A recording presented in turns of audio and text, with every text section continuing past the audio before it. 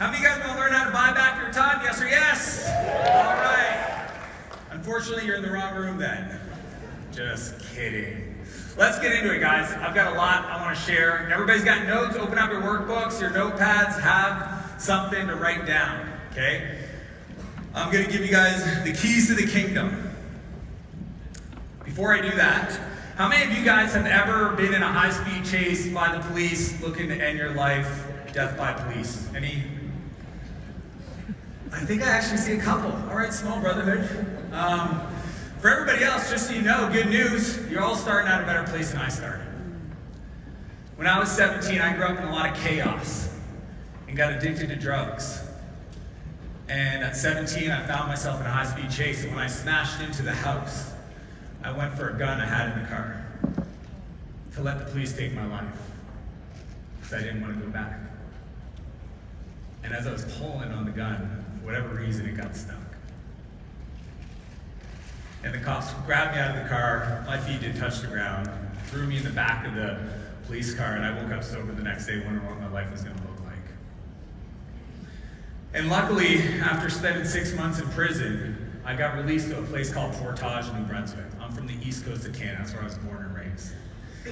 And in this place, I got introduced to a completely different way of thinking, a different way of living, understanding what made me tick, my values, understanding what that meant, the emotional trauma that I've been living with, the anger issues, the fact that I was diagnosed with ADHD when I was 11. Just, I felt like a piece of crap going in, and when I came out, I felt like a real person that mattered. Anybody else feel like that? Right? You feel like you matter, you're here for a reason? Cool, that's why you guys are in this room. And at the end of that program, I did 11 months. It was built in an old church camp, and I was helping Rick, the maintenance guy, clean out one of these cabins.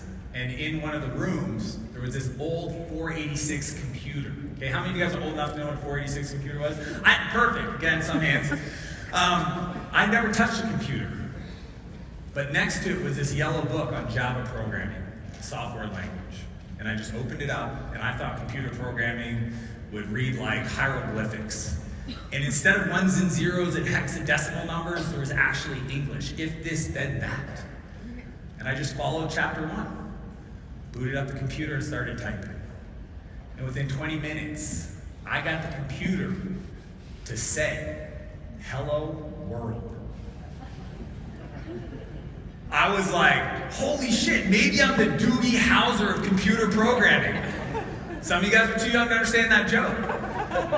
And unfortunately, it ain't the truth. I was never a good programmer, but it didn't matter. That belief in maybe there was something special about me changed my life. And I got out, this is 1997. Turned out there was this little thing called the internet that started to make some noise. And since then, I've had the privilege of building and exiting 3 software companies, investing in 60 plus software companies, $4 billion companies, GetAround, Udemy, Unbounce, Hootsuite, right? Spent time with Richard Branson, built, companies, and multiple 8-figure coaching companies in 5 years, and none of that would have happened if I didn't go to this special place and learn from people who've been there before. The one thing that made Portage unique, and why it's still a place that I go back every year, talk to the kids, help them get sober, help them show up more powerfully in their life, is because it was run by other people that had already been there before. All the staff were ex-drug addicts. Like serious hardcore dudes that spent 20 years in prison for, trafficking heroin in Mexico. I needed that. I needed people that had been there before to show me where to put my hands and feet as I was trying to climb out of that hole. So that's why I do what I do. I've been doing this for 25 years, quietly behind the scenes, helping kids. And then a few years ago, I decided to go public and to share my genius, what I do better than I think anybody else in the world. My brain just thinks in systems. I'm a software guy, and I want to show you guys how to do that. You guys down to learn today? Yes, yes? Awesome. All right, here's what I know. Every entrepreneur will eventually hit what I call the pain line. And write this down. No entrepreneur will grow into pain. No entrepreneur will grow into pain. If growing your business 10x next month means that you will kill your calendar, you will do one of 3 things. You'll either stall, right? Some people, you ever grow your business and make some money, and then it got really crazy, and you decided, you know what, maybe I just want to go back to last year, where I made more money, worked a little less. Problem is your team's not going to allow you to stall.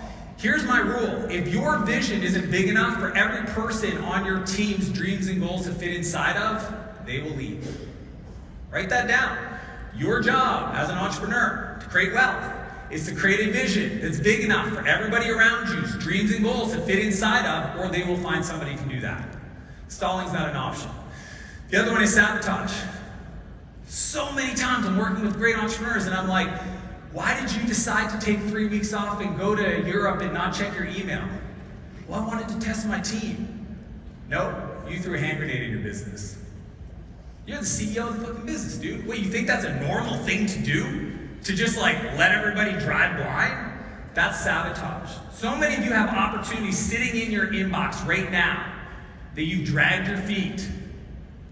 Right? Think about this. Partnerships, speaking opportunities that you punted to other people, that you think it's because you were too busy or didn't have enough time or weren't good enough. You're sabotaging your own success because you hit the pain line.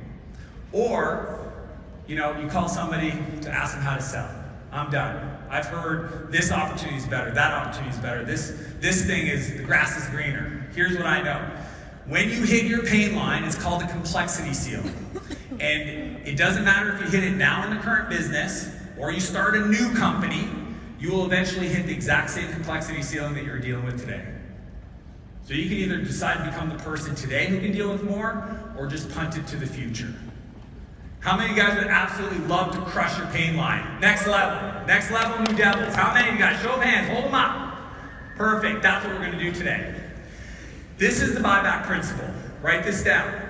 You don't hire people to grow your business, you hire people to buy back your time. Okay, I call it calendar over capacity. Most people get this wrong. Why? If you do the second, you'll get the first. If you do the first, you won't always get the second. The pain line usually shows up in businesses, I call them factors of 3. 300,000 in revenue, 900,000 in revenue, 2.7 million. Why? Because at each level of growth, it requires you to learn a new skill to scale. And you won't have the time in your calendar to develop those skills if you don't learn to buy it back. Does that make sense?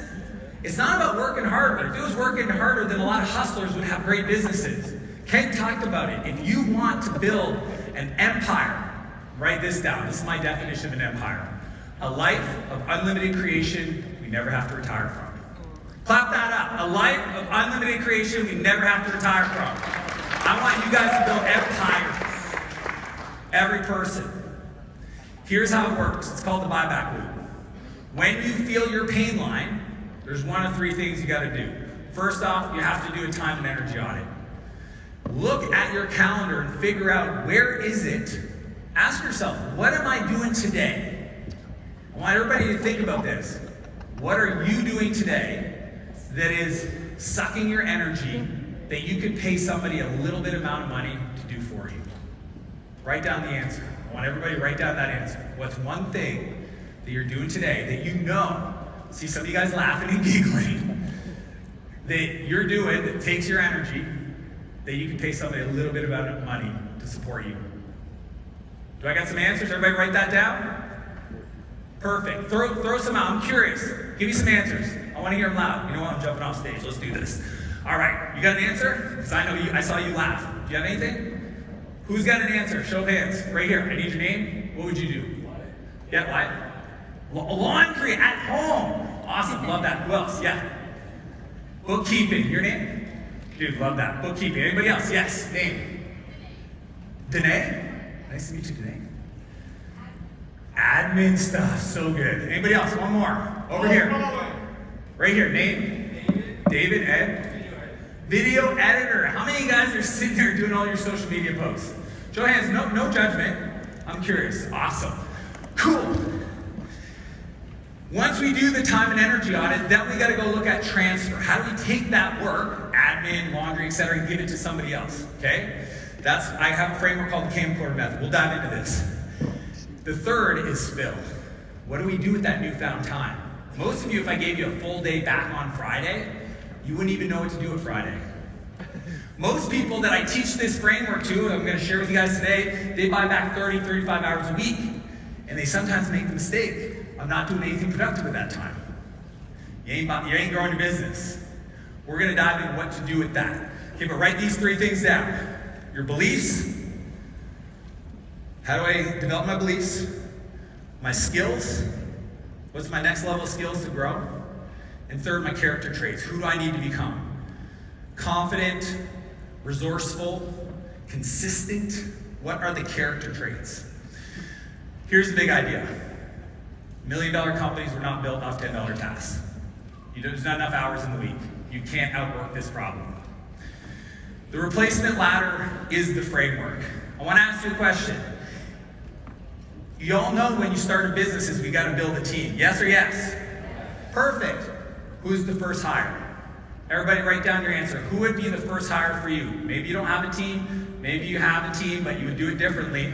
Who would be your first hire on your team? Everybody got an answer? Cool. Show of hands. I want to hear some. Over here. What's your answer? Guys, I will jump back down and air myself out all day long. Yeah. Bookkeeper, your name? Hi, awesome. Ivan says bookkeeper. Yeah, your name? And sales. Awesome. Yes. Your name? Martin. Sal. COO. Mike says full-time assistant. I want to give you guys the keys to the kingdom. You guys want this? Yes or yes? Yes. All right, let's do this. Awesome answers. Here's what I've learned. Most people hire in the wrong sequence and they spend too much money learning how to lead. Write that down. Most people hire in the wrong sequence and spend too much money learning how to lead. Some people hire COOs but don't have an executive assistant. Which one do you think is more expensive? Think about this. I'm going to show you the pattern. This is Richard Branson's house. And about 5 years ago, I had the privilege of spending a week with him in Switzerland. Trust me, I grew up in East Coast Canada. Went to prison twice. I thought it was an April Fool's joke. You want to talk about imposter syndrome? I show up at his house, which is essentially the 20-bedroom freaking lodge in the mountains of Verbier, Switzerland. And other people that are there, Tim Ferriss, co-founder of Square, the payments company, Brian Johnson, who just sold Braintree. You guys all know him maybe on the internet as the biohacking guy. You know that guy that spends millions of dollars trying to look younger? He was there. Dude, I was like, I just gotta not say anything stupid. Like, I can only mess it up. Somehow somebody thought what I was doing with my company at the time was interesting and invited me. And all I wanted to learn is how does the billionaire, who is the billionaire that other billionaires want to be like, how does he manage his life? That's it. That's all I wanted to know. I watched, I sat back, and I saw a guy operate completely different than the way I was. And honestly, different than the way I thought, different than the way my mentors did. He figured it out. I want to show you guys exactly how it works. It's called a replacement ladder. Draw this grid out, take notes. This is where it's at, okay? Number 1 is admin. Who said admin in your head? Hands up. If you said admin in your head, you got it right. Why? Least amount of cost, highest opportunity to buy back time. You can't dispute that. This is called a first principle. This is math. You can't hire anybody for cheaper to do meaningful work, to buy time out of your calendar, other than administrative assistant. The key is you gotta focus on the outcomes. So if you're feeling stuck, you wanna go level 1. The 2 primary outcomes, inbox and calendar. The inbox isn't having somebody you CC on emails to do work for you. It's somebody you give complete access to the inbox. They do first filter. Why? Your inbox is nothing more than a public to-do list of strangers on the internet. Your inbox is nothing more than a public to-do list on your time from people you don't even know asking you to do stuff. If you had an office on Main Street, USA, would you allow people to walk off the street into your office and bug you every 15 minutes? But you do it in your inbox. Richard doesn't do email. He has Helen. And what Helen does is every morning they sit down for breakfast and she only brings things to his attention that she doesn't know how to deal with. And that's how he's run his life. Helen's been with her for 13 years. She travels the world with him. It was the most beautifully elegant system ever. How many of you guys want, I get asked this all the time, I'll just give it to you guys. How many of you guys want the SOP, the standard operating procedure for how I manage the inbox of my executive assistant? Show of hands. Not enough people. All right, do this. It's a little give tape. Follow me on Instagram. Dan Martell, 12 Martell. Follow me on Instagram. Message EA. And I told my EA to reply to you. So you get to see how I can be here with all of you and create a ton of value. And even though you'll send hundreds of messages, I get to move on to my next meeting, my next meeting, my next meeting. I never get out of flow because I built a team around me. That's what I want to show you through example. Dan Martell, you have to be following me, and I'll send you my complete, literally my Google Doc link directly, no opt-in, you can just have it. Cool? That's level 1. Level 2, you feel stalled. What are you going to do next? This is the most effective way to spend your money to buy back your time. We need to get rid of anything that isn't doing of the work. If you're a designer, design more. If you're a podcaster, podcast more. If you're a coach, coach. Anything that does not look like that type of work, hire somebody and give it to them in pieces. Have somebody support, I call it customer success, help somebody support the account management side. Some of you guys think you're magical snowflakes, that only you can do the work. Trust me, there's people that love to do the things you hate to do. And when you bring them on your team, it changes everything. Level 3, marketing. Once you build the ability to grow because you're not doing things that take your energy, that cost a little to pay somebody else, now you have capacity. Go build the marketing system, document it. Build repeatability, hire somebody to own it. The key is make sure that they monitor all traffic on all sources, and they're creating campaigns. Most of you guys don't do Christmas campaigns, summer campaigns. You're not thinking in marketing in a campaign strategy. You guys are here because this is a campaign. There was an event, there was a moment, there was a reason for you to unsit from your hands stop sitting on your hands and take action. That's level 3, that's marketing. This is the most efficient way to deploy capital, to hire labor, to buy back your time, to grow your business. Number 4, this is the freedom level. I'll tell you why. This is where we introduce a sales team. Prior to this, you're still doing sales calls. Because you need enough sales calls to be busy, so you hire a salesperson that can make you money. Because if they're not making money, here's what happens if you hire a salesperson too soon. In 3 months, they're either going to quit because they ain't making money because you haven't built a marketing system, or you're going to fire them because they're not doing enough swings at bat, and they're not winning, they're not selling, their win rates are too low, and you're going to go back to selling because you don't want to lose money. How many of you guys have been there before? I've done it so many times personally. Exactly.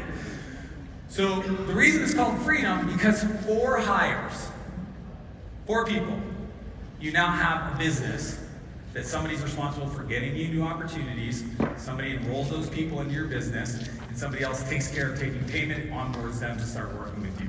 4 hires. It's going to change your life. Level 5, this is where I do most of my coaching. It's all about leadership, and it's about getting into flow. It's about creating a life of unlimited creation you never have to retire from. That is the replacement ladder. The big idea, if you don't have an assistant, you are one, and guess what? You kind of suck at it, and you're overpaid. It's just true. Anytime you're doing stuff somebody else can do for you, if you're the CEO of the company, you're working against yourself. You're swimming upstream. Cool? How many would like to learn how to stop working against themselves? Yes or yes? Yes, sir. Cool. Let's do it. Number 2, transformational leadership. When I moved to San Francisco when I was 28, after I sold my first company, I was a workaholic. It was so bad that I was engaged to a woman, and I came home one day, and she was in tears in the kitchen. And when I walked into the house, she just looks at me, can't even speak, pulls the ring off, drops it on the counter, and says, "I can't do this anymore." And goes and stays with her parents 7 weeks before the wedding. I didn't know any other way to be me. I'm a driven dude. A lot of you guys can relate to that. I just want to create. And I was worried for the rest of my life I was never going to be a good partner to any person because of that drive. I had an edge that I thought gave me the thing that made me successful. And it turns out sometimes that edge isn't the thing that makes you successful. You're successful in spite of that. So I moved to San Francisco to see if any of my crazy software ideas would work against some of the smartest software folks in the world, right? The Googles, the Instagrams. And while I was there, I met a guy named Naval. Naval Ravikant's his name. A lot of people know him today. AngelList was his product. And Naval became an indirect mentor. You know, I'd see him out at events. When we were raising money, he'd always help me with our fundraising. And just being around him, like he became a mentor of mine just by his lighthouse, how he was showing up. And Naval taught me that there's only 4 ways to get leverage. How many ways? 4. Perfect. The first way, write this down. Through capital. Capital, it's the first C. There's 4 C's. The first C is capital. Money helps you buy leverage. Number 2, code. Code is automation. Code is data. Code is reporting. Code is AI. Okay, second form is code. Third is content. Well, what does content mean as it relates to a business? It's not just marketing. It's the standard operating procedures. It's the checklist. It is the marketing as well. Huge leverage. Think about this. I do a podcast. Takes me 35, 40 minutes of my time. That can be seen by 10 million people. No extra cost to my time. Isn't that fascinating? Huge leverage. The fourth one, which I'm going to talk about, is collaboration. Fourth C is collaboration. Collaboration is, how do I work with other people? How do I buy back my time using the replacement ladder? And this is why when in the San Francisco, you hear these people, they raise $100 million. You know what they do with the $100 million? They go and hire 5,000 people. Huge leverage. Okay, so Naval teaches me this, but he shared with me the difference not only with leverage, but how you have to show up as a leader. Because most of you guys are doing transactional management. How many of you guys would like to learn transformational leadership? Completely different. You guys ready for this? Yes, yes? Yeah. Awesome. Here's what most people do. Hire somebody, tell them what to do. And this is super normal. I'm not judging. When I started off in business, I did this for 5 or 6 years. Tell them what to do. What do I do next? I check that they got it done. And once they get it done, I tell them what to do next. It's the tell, check, next thing. And it sounds super normal. Like, I was like, when well, of course this is how you do it. Nope. Why? Because you'll hit a bottleneck. About 12 employees, where you wake up every day. Some of you guys are there. You wake up, you get everybody busy, and then you think you're gonna work on your projects. And by the time you actually deal with all the stuff, it's 8 o'clock, and you gotta sit down to your inbox, and then you only get your work done between midnight and 1 or 2. It's the tell, check, next. It's literally the ceiling that happens. Transformational leadership is totally different. We start with the outcome. You don't delegate tasks, you delegate outcomes. Think about for you. The last thing you asked somebody else to do for you, did you ask them to focus on the outcome, the thing that you wanted to produce, or did you tell them what to do? What was that for you? Think about that. It's subtle. I can see it in language, but some of you guys may not see it. So when I delegate something, I delegate, Instagram. You own Instagram. What does that mean? You tell me. You tell me. What does it mean for you? Well, it means we're growing. It means we're publishing. Perfect. Tell me more. What does it mean for you? I want you to own Instagram. I'm not going to tell you the schedule. I want you to own it. Tell me what it means to you. Boom. We start with the outcome. Number 2, we go to measure. How do we know we're being successful? What are the numbers? So we define what data point's going to tell me that you're making progress. So if it's Instagram, maybe it's engagement, maybe it's followers, whatever you decide with the person, 1 number. Every person needs to know their 1 number. And 3, you got to coach them to success. Meaning that when they fall back, that you show up and you say, hey, what are you struggling with? How can I help? Nobody in my company works for me. Write this down. Nobody in your company works for you. You work for them. Some of you guys got it backwards, and it's why you're frustrated with your team. I show up and I say, I'm here to support you. What do you need? And I unblock them. That is how Silicon Valley builds some of the fastest, most important companies of our time right now. All the tools on your iPhone and the iPhone, it's run this way. Nobody taught this to me. I was 28, 2 failed companies, finally had some success, failed engagement, finally had a completely different way of doing it. Here's what I believe. You don't delegate the outcome. You delegate the outcome, not the task. Write that down. Don't stop telling people what to do. Just tell them what it looks like when it's done. In my book, I call it the definition of done. Tell them what it looks like when it's perfect. Don't tell them go post the blog. Say, let's go create a content strategy. Tell me what it looks like. You own the outcome. The third, this one is gonna blow your minds. Okay, this is the thing that could literally unlock 3x growth in your business without doing anything new. You guys wanna learn how to do that? Yes or yes? Perfect, 1-3-1 rule. My buddy Adam, he was HR director for me. We just finished quarterly planning and we had to hire 13 people in the next quarter. And after the meeting, he's like super stressed out. He comes to me and he goes, Dan, I don't know what to do. I said, what's up? He goes, we gotta hire 13 people. I go, cool. Well, it's not cool. Why isn't it cool, Adam? Well, I've never done that before. I know. Well, how do I do it? I don't know. I mean, Adam, I don't want to be rude, but I hired you to be the director of people. Like, if I have to tell you how to do your job, then, well, I'm doing your job. Steve Jobs says it this way. It's easy to hire people and tell them what to do. It's hard to hire people and have them tell you what to do. Big shift. I was like, so I tell Adam, I said, what's your 1-3-1? He smiles. He knows what I'm talking about. He goes, give me a day. 1-3-1 is this simple method, okay? By the next morning, he texts me, and he's like, we're good. I don't need to talk to you anymore. I'm like, I knew. Dude, you're super smart, man. You don't need me. Here's how it works.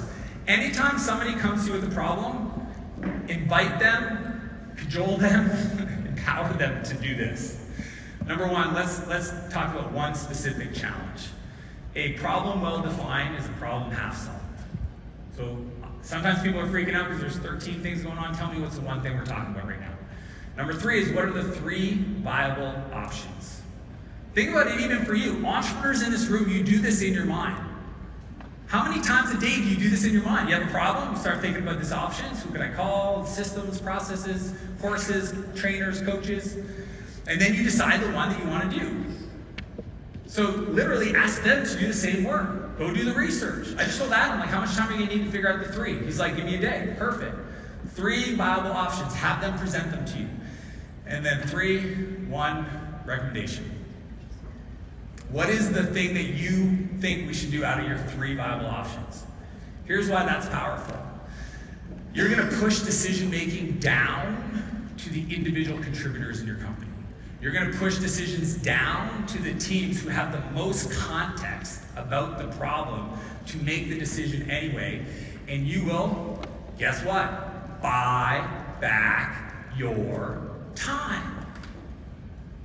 You're the bottleneck. They call it a bottleneck because it's at the top. It's you, every person in this room. If you're not where you want to be, don't wish it was easier. Wish that you showed up and learned this stuff and become a better leader. That's what I want for everybody in this room more than anything. Here's the big idea. We don't build the people. We don't build the business, we build the people that build the business. Completely different shift. If you're not spending time every week training, coaching, one-on-ones, your team, and instead you just say, I hope you know how to do the thing I told you to do, you told them, you're missing the opportunity to unlock all this beautiful power amongst your team. So with that, I want to leave you with this.